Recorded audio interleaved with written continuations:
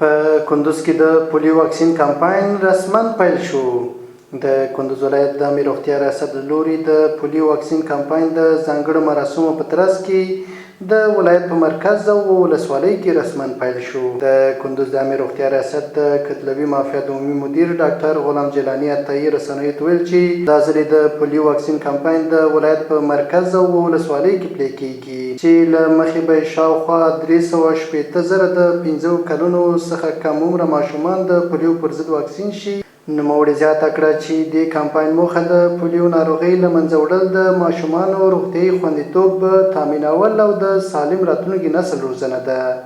کمپاین اختصاصی در ولایت قندوز در 8 ولسوالی آغاز میشه که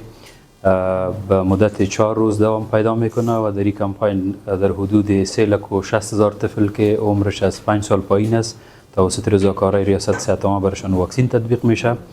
و شما در جریان هستین که آمدن مهاجرین در ولایت قندوز و ولسوالیایی که مهاجرین در ولسوالیا زیادتر آمدن به می اساس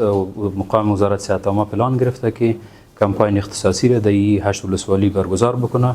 ښاغلي عطایي همداراز له ولسونو، دیني عالمانو، قومي مشرانو، ښوونکو، د ټولنې له ټولنیز اغېزناکو خوښتنو وغوښتل چې د امیر روغتیا ریاست له رضاکارانو ټیمونو سره هر اړخیزه همکاري وکړي تر څو واکسین ټولو مستحقو ماشومانو ته پر وخت او په ښه توګه ورسیږي. امیدوار هستم که تمام والدینی که اطفال زیر 5 سال دارن اینها در مراکزی که رضاکارا و مردم میان، در مساجد میان، در مدارس میان، و اینا همکاری بکنن و فرزندان خود اینها واکسین بکنن. واکسین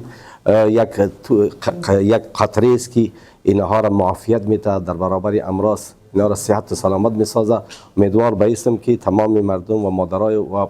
اولیای اطفال فرزندان خود در برابر این مرض فلج اطفال واکسین بکنن تا که ما یک نسل تازه و یک نسل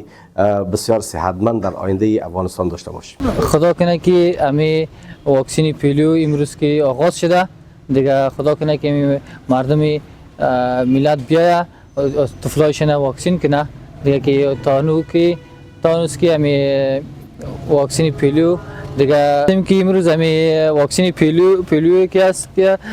آغاز شده دیگه تا دیگه امی طفلا را بیارن مادرها که واکسین پولیو شوه دیگه فلج نشوه. په دې غونډه کې ګډونوالو ټینګار وکړ چې د پولیو مخنیوی یو ملي او ټولنیزه وجیبه ده او د دې کمپاین بریا د ولسونو او اړوندو ادارو په ګډو هڅو پورې تړلې ده.